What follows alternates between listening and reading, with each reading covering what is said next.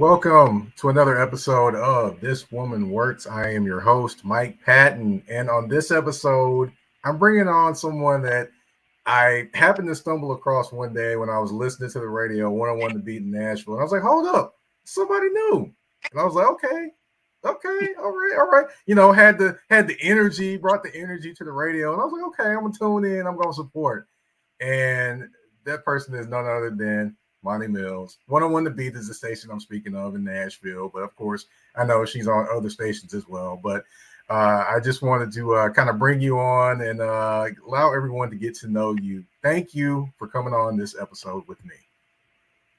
Of course. Thank you for having me. It's been a long time coming. We've been trying to connect for some time now. And so I'm glad that we were finally able to come together and make it happen. So thanks for having me. Definitely. We're going to get into growing up with you, your story, and how you got to where you are now. But first, with every episode, we start off with the Black Girl Magic moments. In this episode, I kind of wanted to stick with basketball and Asia Wilson. Now, Asia Wilson, for those that don't know, of course, she kind of kicked off the revolution in South Carolina, in my opinion. 2017, that's when South Carolina won. Right. Now, South Carolina won their first title. She was the centerpiece of that, most outstanding player for that team that year. She goes on to be the first overall pick in the WNBA by the Las Vegas Aces. She has now won 2 titles there. She is a 5-time All-Star. She is a first-time All-NBA or first-team All-NBA 3 times. And she actually has done not only those things, but she's also done some things off the court as well. She actually published a book in February 2024 called Dear Black Girls. She was named to the Forbes 30 Under 30 in 2021 as well, which is huge. And of course, the big talk has been about why she doesn't have a shoe with Nike. Well, it came out this past week that she actually does have a shoe coming. It's going to be called the A1, and it's going to be in 2025 that is coming about. It's just taking a while to kind of do the designing and things like that because, as you can probably tell with her clothing choices and designs, she is very hands-on with that. So a clothing line is coming with the shoes. She would be the first Black woman in the WNBA to have her own shoe since Candace Parker with Adidas. So to show props to Asia Wilson, 6'4", coming through there, commanding everything, doing her thing in the WNBA, one of the baddest women on the court. I mean, Monty, do you have anything you wanted to add to that? But I knew you threw out there South Carolina. Yes. I mean, you said a mouthful, but Asia is, extremely special to me because I spent a lot of my adulthood in South Carolina. Walk past Miss 6'4", you know what I'm saying? And I feel like all of us being in Columbia, we already knew how special Asia was. Her brother, DJ Puff, I did a lot of work with DJ Puff as well. And like I said, we just knew already how talented Asia was. So it's just a beautiful thing to see her continue to climb and then also to, give back, like you said, like she's doing with the book she just published. She actually had her PR team reach out to a lot of different media people to gift those free books. So shout out to Asia. We're so proud of you and wish you nothing but the best in your future. Well, I kind of forgotten the South Carolina connection there, but hey, it kind I of, thought you did it on purpose. I guess that was God talking to me, not me. But of course, Okay, ain't nothing wrong with right.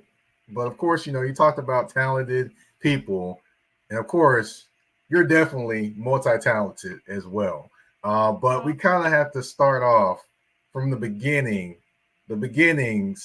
of you and kind of growing up. So where did you actually grow up? Okay, so I'm originally from the I don't want to say DMV because I never lived in Virginia, but I lived between DC and Maryland growing up. That's kind of where Okay. everything started. Yeah, just in between the both of them. So how was that growing up in that area? Because you always hear about everything going on. You always hear about Mambo Sauce. You always hear about Chuck Brown. All those different things going on. How was it growing up there? So I will say that when I go back and visit now, I'm like, dang, I really took my hometown for granted. Of course, when you're living somewhere, you don't realize how great it is, I guess, until you leave. And so I think that DC is just such a monumental place, with everything landmark wise that it has going on. Growing up, it was all of that you said. Go Go, Chuck Brown, Mambo Sauce, Curry Outs. It was all of that and more. I really enjoyed, growing up in the city and growing up in Maryland. I have, of course, a lot of memories there. And then it shaped me and molded me to who I am today. People, when they talk to me, they can still kind of hear the accent, even though I've gone a little country. But the accent is still a little bit in there. And so yeah, definitely always repping the DMV area. So what kind of childhood memories that you kind of remember over the years? I want to say my most memories probably middle school. Middle school was like the best years of my life for whatever reason. Is that the same for you? What was the best years of your life? Did you like middle school? Nah, college by far. College was great too, but I don't know why. I just really enjoyed middle school. I think too because that was the first school that I actually went to consecutively. Like in my elementary schools, my mother, we kind of moved around a lot, so I was always like going to like different schools and stuff. So I think that might be another reason why middle school was a hit for me, is because I stayed there for it was sixth, seventh, and eighth. So I stayed there sixth grade, seventh grade, eighth grade, graduated. So it was just kind of like a vibe. But anyways, I guess my most memories middle school, and I always did like a lot of extracurricular activities. I was a cheerleader, and then I was introduced to the band. I guess that was around like high school. So I was just always involved in something. I did plays, I did cheer, I did like spelling bees. I just always was in and doing something. I was never home. Wow, so involved in plays too. Wow, how was that kind of in middle school? Because I thought about those different things in middle school and high school, but I never had time to do it because I was always playing football, basketball, running track, doing something like that. So how was that actually being in plays in like middle school? It was fun. Matter of fact, we did Sister Act 2.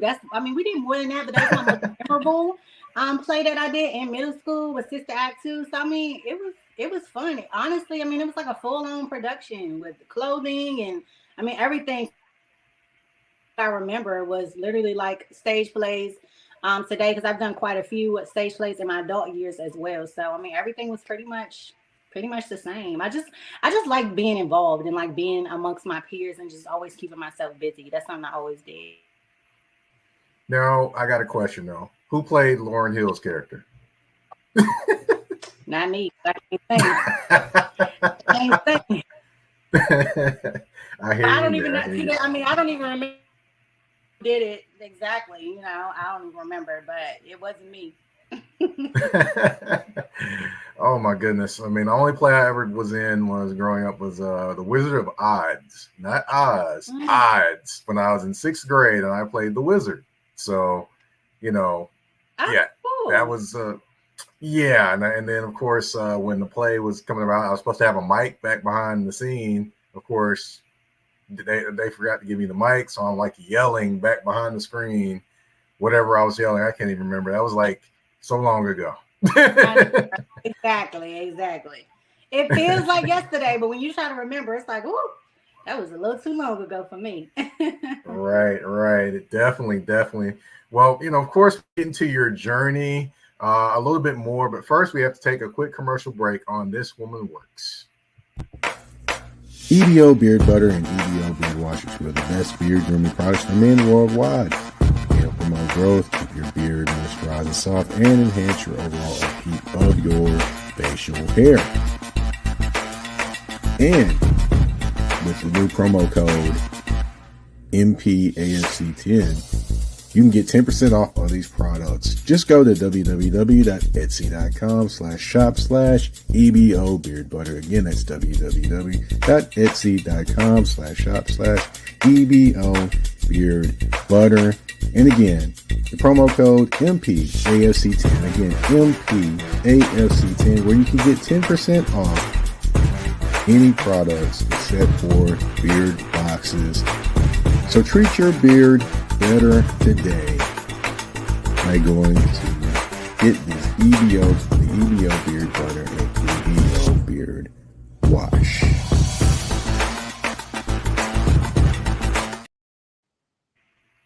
All right, and we are back. And I know you're probably wondering, why have I got EBO beard butter as a sponsor for this show? But of course, there are a lot of women that do watch this show. And of course, a lot of times women probably know a little bit more how to take care of a man than a man would in terms of the usual different things, so they don't be all scruffy and crazy looking. So EBO beard butter is definitely a sponsor of this show. And of course, you can use the code to get 10% off. All right, now back to the show. You talked about different plays and different things like that, but when did being a radio personality kind of come into play and start kind of entering your mind? A long time after all of that. I mean, growing up, I wanted to be a pediatrician. That's what I went to college to be a pediatrician. I kind of went back and forth between a pediatrician or veterinarian, and then I was like, okay, well, what would I rather save, a dog or a child? And so I was like, a child. So that's what kind of me with my decision of pursuing pediatrics. It wasn't until, I mean, I didn't start radio until 2017. I graduated high school. Look, I'm telling my age, in 2009. So, I mean, from 2009 to 2017, that's a big gap. And radio just kind of fell in my lap, to be honest. It was something that, looking back on, I can understand why I'm doing it. If I look back on who I was as a child growing up, my personality, just me being so social and always just being in the mix, I can understand it. But it was never something that I grew up saying, oh, when I get older, I want to be a radio personality. So, yeah, It just happened there. So 2009 to 2017, can we say that was more than likely a time of kind of discovering more of who you were and where you wanted to be, perhaps? Somewhat. I mean, a little bit of that, a little bit of. I had my first child in 2011, so a little bit of that as well.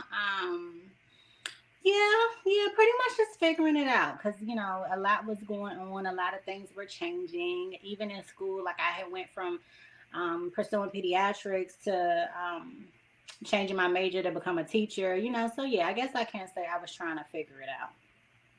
Got you. Okay. So how did you kind of initially get involved to do radio? How did that initially just kind of spark?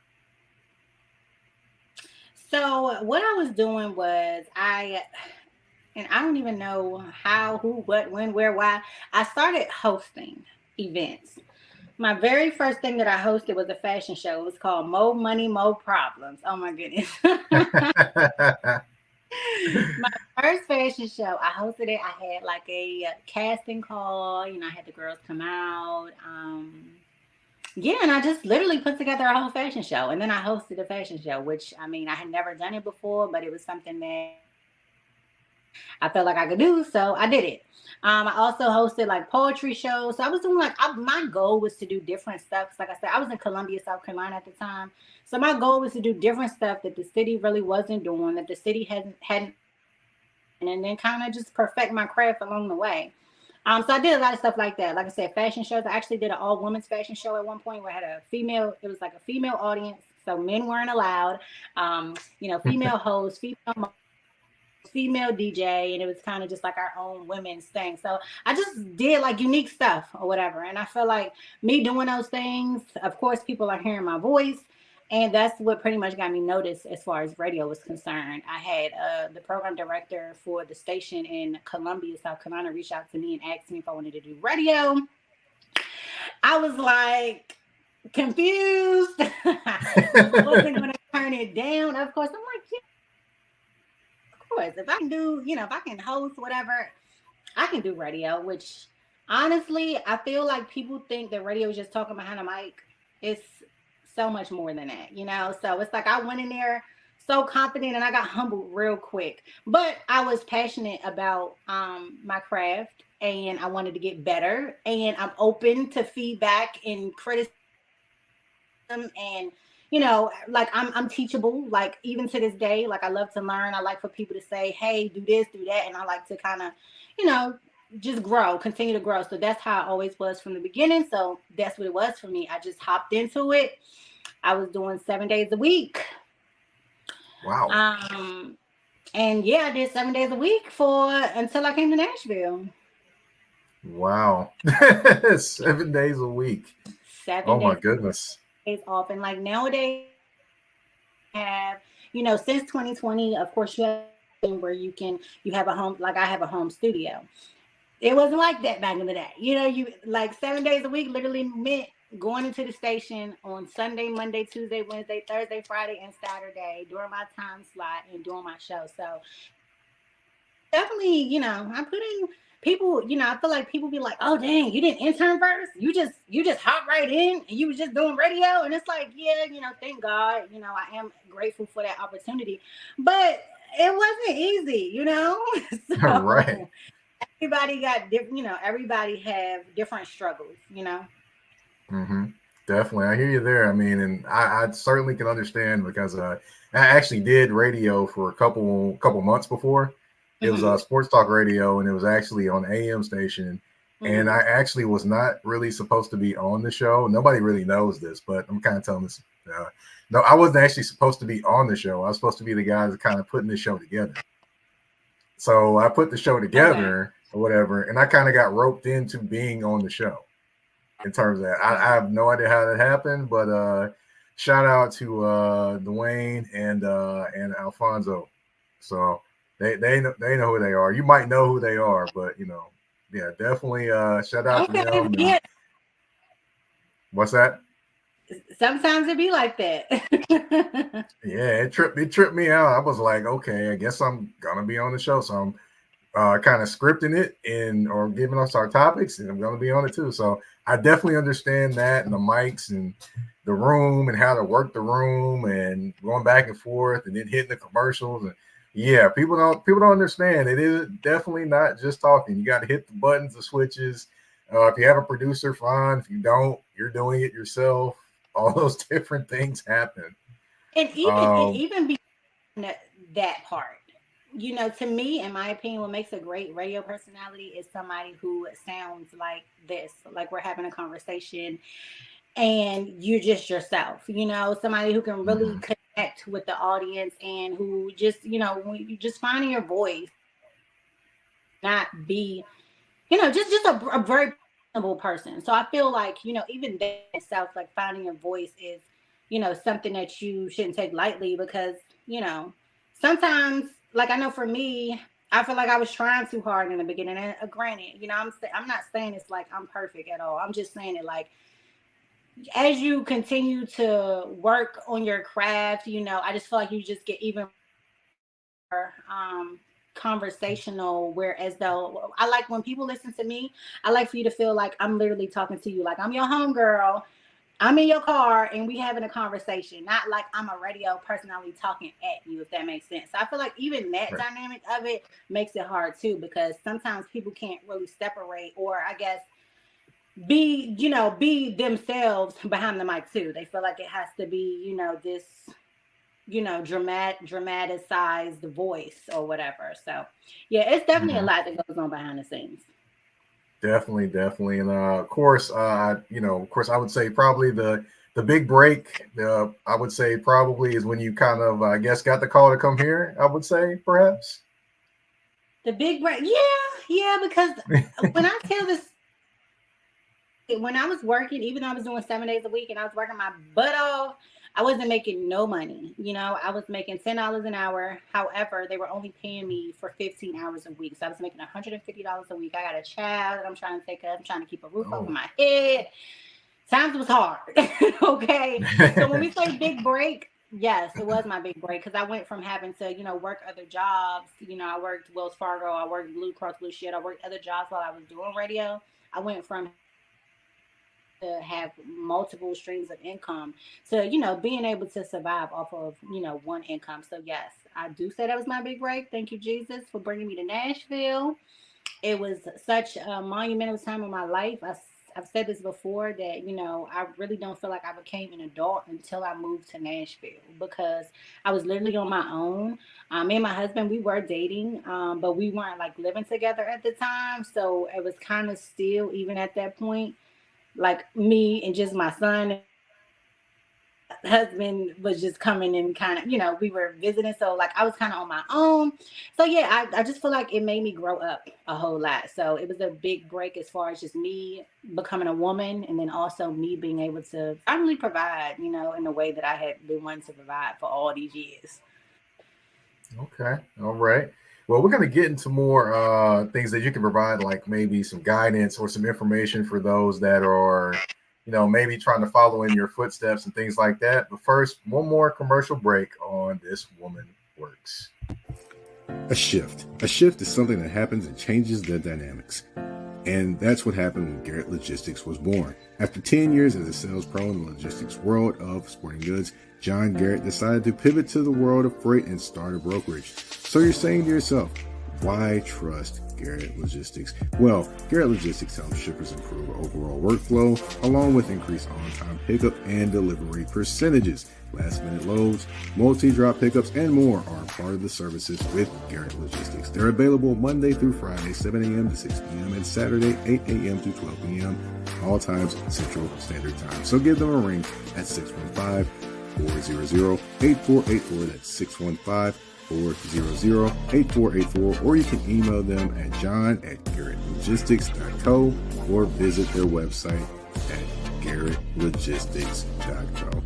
Garrett Logistics, where the motto is, it's not just freight to us, it's your business.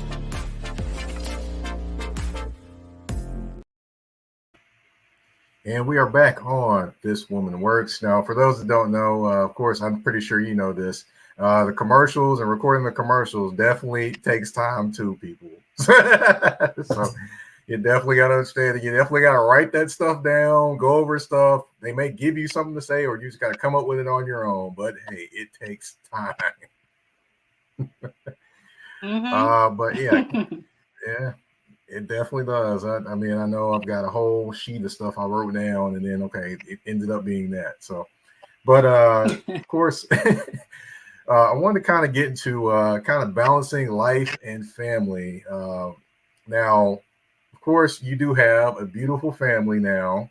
Of course, if you want to talk about kind of going into that, you can. If you don't, that's totally fine.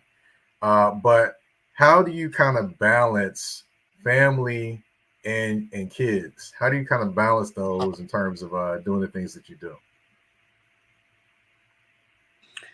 I feel like I get access all the time, and I don't even know if it's like a such thing as balance, right? I feel like it's just more so about doing what you can when you can, right? And then just not forgetting about like your own personal goals. So, of course, as a mom, you have your family that's going to come first, but you also, well, for me, I also, try not to forget about the things that make me as an individual happy. So, I just try to focus on um, one thing at a time, really, kind of. I mean, you can't give 100% to everything in your life.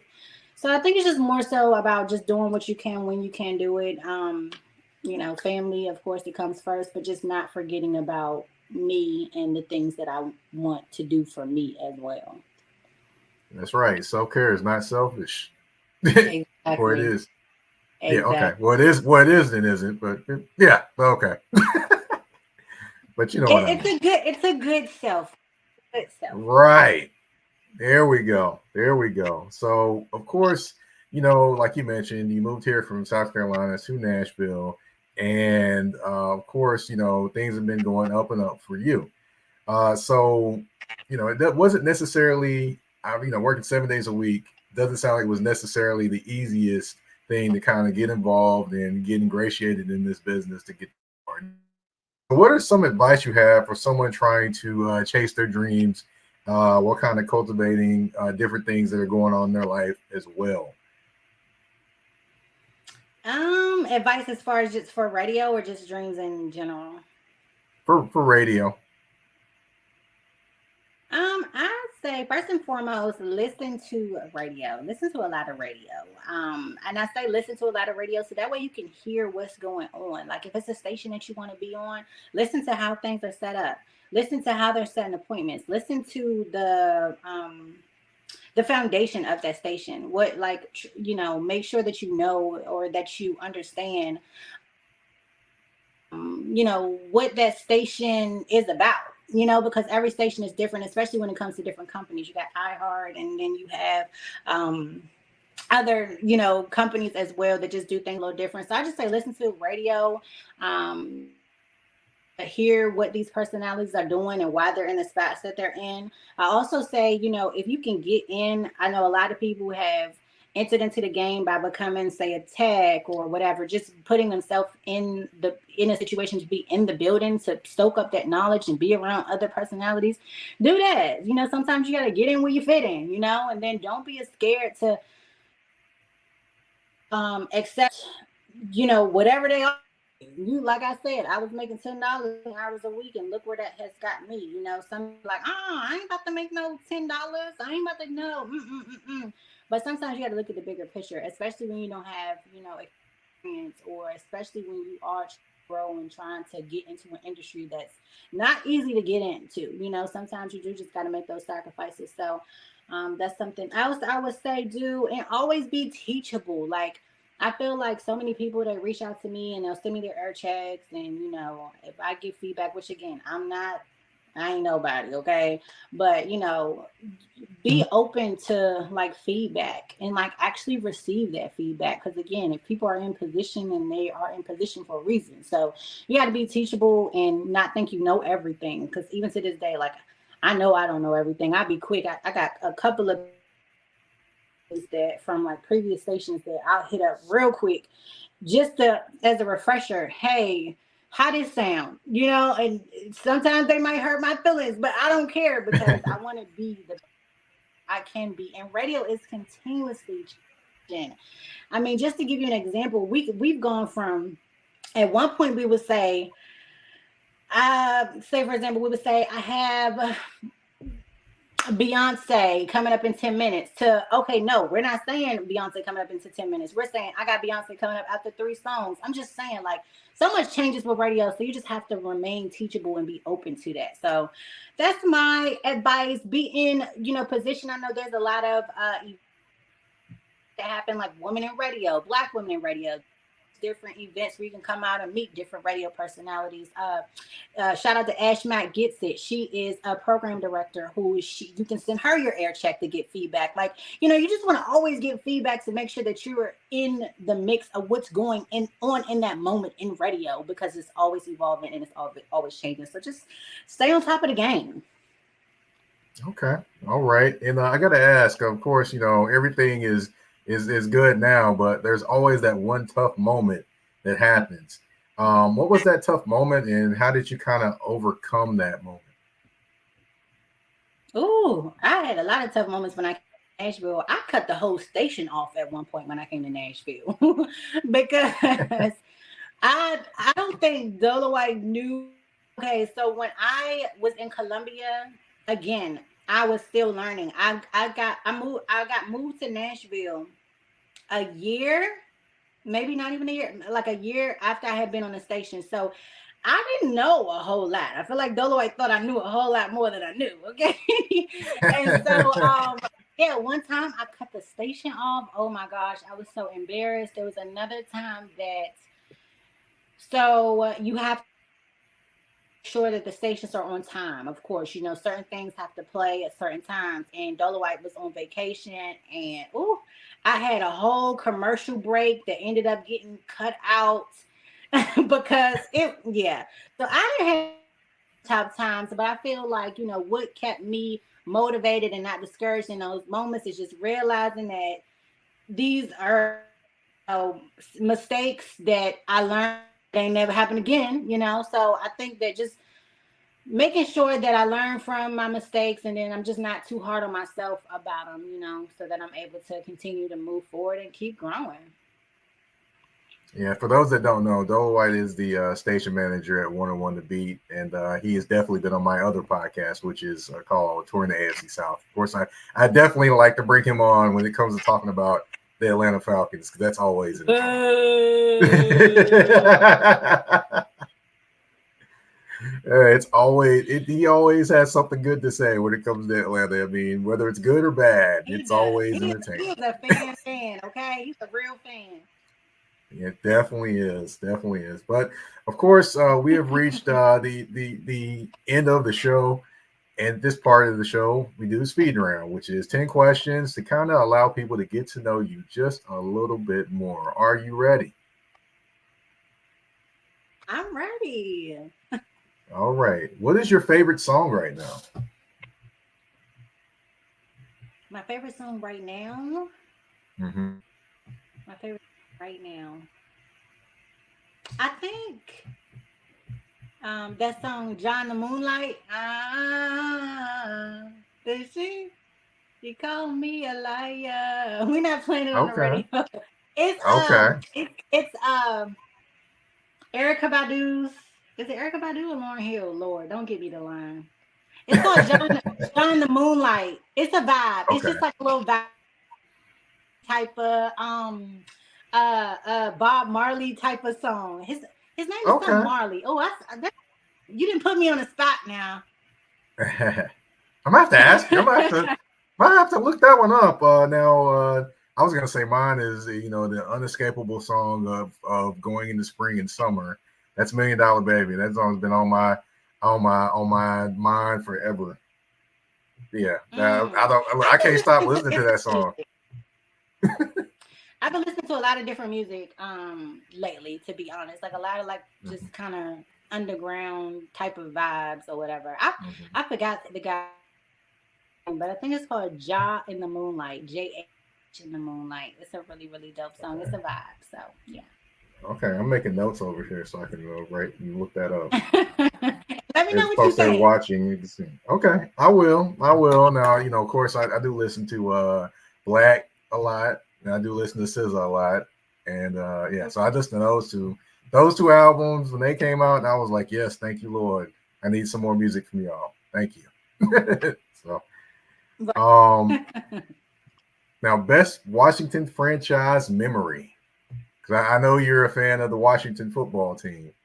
So yeah, going to the game. I went to the game. My brother took me to my first Washington game, probably when I was a teenager. But he took me. He my little big brother, but he took me to the game. It's just the best experience ever. Just being in DC and being at the game, and I believe we won that game. And then we had, we had Washington gear on and stuff. So that's definitely my favorite memory, going to the game with my brother. Okay. All right. If a biopic was made about your life, who's playing you?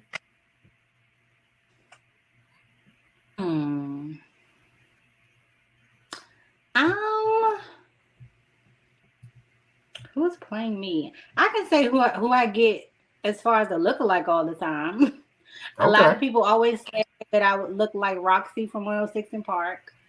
Or I've gotten G Herbo's girlfriend, Taina, I think that is.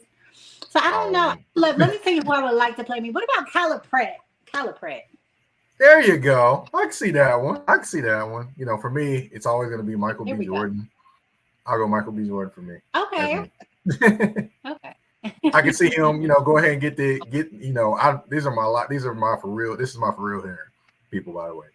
But of course, in that movie, he would have to, get the extensions and things like that. But for me, this is me every day, all day, no fake hair. This is actually my locks.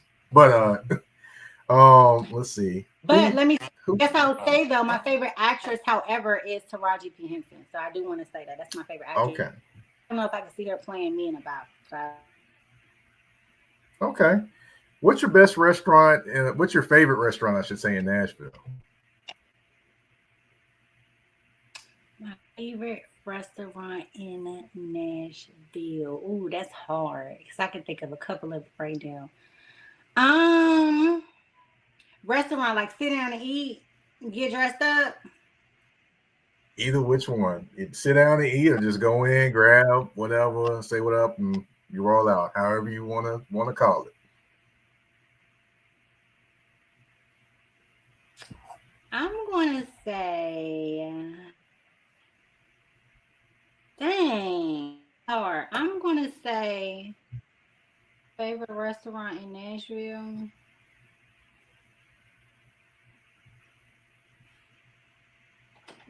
I'm gonna say, there's a soul food spot Mm-hmm. behind. Oh, I can't think of the name of it. What part It's of a soul Nashville food is it? spot. It's over there. What part of Nashville is it?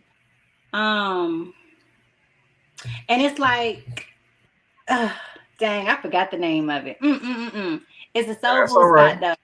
Across the railroad track, you got to cross some railroad tracks. It's over there by the Popeyes ish Which area. I think Popeyes, railroad tracks. So we're What part? I'm trying to think. What part of yeah. Nashville? Is it Antioch? Is it No, it's not. South It's still like in Nashville? the damn. I don't know Downtown that area. yet. I don't know, but it's Okay. over there by the. It's like a really cute soul food spot that it's small. It's some cafe, but it's not Carol Ann's. Mm-hmm. It's small and it's yeah. I don't know. I'm gonna have to look up the name to it, but they got some really, really, really good soul food. They close on Mondays, but they got some really Uh-huh. good soul food. I'm trying to think where you're talking, but I do eat the vegan at the vegan places too. So I eat those places sometimes too. So the vegan cat little vegan cafe, I do mess with them. Um, let's see. What is your favorite part of doing radio? My favorite part of doing radio, I love like going into schools. To be honest, we did a TikTok tour Hmm. last year, I remember and that. that was yeah, like I like stuff like that. I like really reaching the kids, talking to the kids, and being in that type of atmosphere because the kids are the ones that we trying to keep attention, keep listening to the radio. Right. So much stuff that's changing. I like to actually be present and like in the moment to be around them so they can still feel that excitement of like the radio. So that's my favorite thing to do. All right. Best place you have lived. Best place that I've lived. Hmm. Okay, so now I know this is gonna sound really crazy. So let me first say I've lived, like I said, in DC and Maryland. I've also lived in Washington State. So on the West Coast, I've lived there. Not the best place that I've lived. But now looking back, honestly, my favorite place to live was Columbia, South Carolina. Like at the time, I guess I was over it because I wanted something more fast, but now that like I'm growing up and settling down and stuff, I don't know, South Carolina wasn't that bad. So Okay. All right. Best place. Okay. Favorite city to visit. favorite city to visit. um,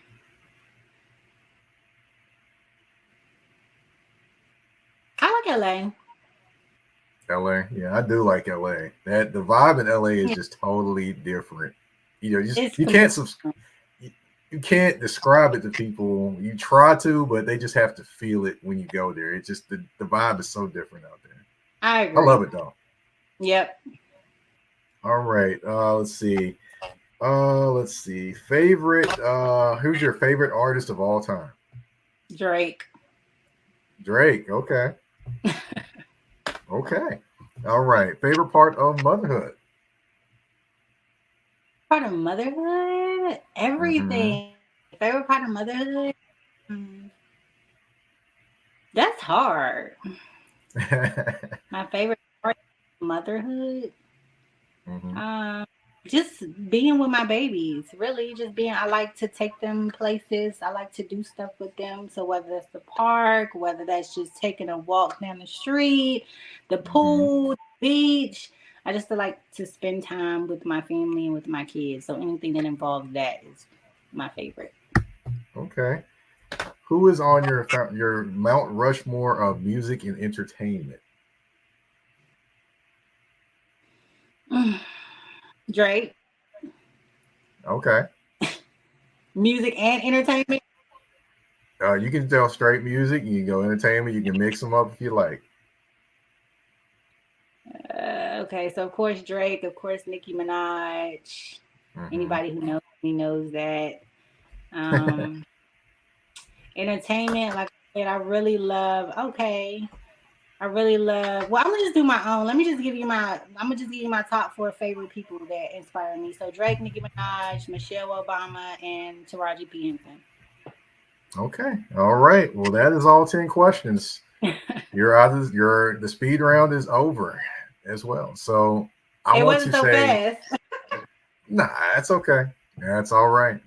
But I want to say thank you for coming on the show. As you can tell, the background, if you're watching, if people that are watching, the background roses, and I, wanted to bring you on and give you your flowers because, of course, when I first, like, going back to it, when I first heard you on the radio, and I was like, well, hold up, who's this? It just kind of threw me off. But the energy captured me and actually had me coming back to listen and see what was going on, things like that. And I think that's one of the biggest things that I noticed when I first heard you speak, heard you on radio, and I was like, okay, the energy is definitely here. Let's see what's going on. And from there, you've just kind of taken off and becoming a great part of the Nashville community. And I want to thank you for your time and just thank you for coming on the show. And, definitely want to give you time to actually tell everyone where they can find you on social media. Also, any other things that you are working on as well. Okay, well, thank you so much for having me. I love Nashville and I love all the love that you guys, show me every day. Thank you guys so much for listening to me because, of course, there would be no me without all of you. So thank you so much. I'm on social media at Monty Mills, MANIM double L double S. And then, of course, we have the Blavity Music Festival that's coming up in June 14th and 15th. We got a big lineup: Lil Wayne, Monica, Blast, Victoria Monet, several others. There's some heavy hitter Nashville goats that are a part of the event as well. So like Nashville's and Slim and Huskies, and it's gonna be a vibe. I'm gonna be on stage. So that's gonna be really exciting. White is also a part of the event. He's gonna be in the ones and twos. Joe Major is a part of the event. He's going to be broadcasting live. So it's really just a whole Nashville, like Nashville took over the whole situation. So I'm excited about that. If you don't got tickets, make sure you get tickets to that. So that's the biggest thing I probably have that's soon here in Nashville. Okay. All right. And of course, for those in Atlanta, every now and again, you look up, you might see a particular Monty Mills coming on there talking about entertainment, because I know I caught that one time too. I was like, hold up, I was like, hold up, is she in Atlanta? What happened? Did she just look? Then I was like, oh, people can't have multiple things they're doing. Like, come on now, so yeah, definitely. So once a month, yep, I do the Fox 5 Atlanta segment once a month. So yep, you can catch me on there too. All right, here we go. Of course, I'm the host of the show, Mike Patton. You can find me on the artist formerly known as Twitter. Yeah, I say the artist formerly known as Twitter because, just want to pay homage to Prince, and I'm not really going to call it X because the only X I recognize is DMX. So, you can catch me on the artist formerly known as Twitter at Patton82. That's MIKEPATTON 82. Of course, you can find me on Instagram and Threads at that's THA.THE_general_MP. Of course, This Woman Works. You can find it on YouTube and also on Spotify and some additional places coming down the line. I want to thank you all for tuning in to this episode of This Woman Works. We're out. Peace.